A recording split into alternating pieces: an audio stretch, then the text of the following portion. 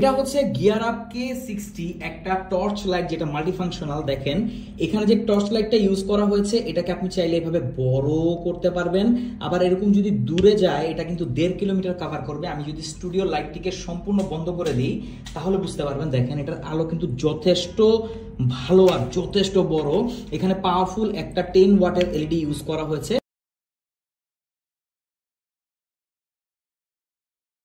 শেষ না, আপনারা এখানে পাবেন একটা কব লাইট, যে কব লাইটের মাধ্যমে আপনার চারপাশ সবকিছু আলোকিত করে ফেলতে পারবেন। এখানে ইমার্জেন্সি লাইটও আছে, সো ইমার্জেন্সি সিচুয়েশন আপনি ইউজ করতে পারবেন এটাকে।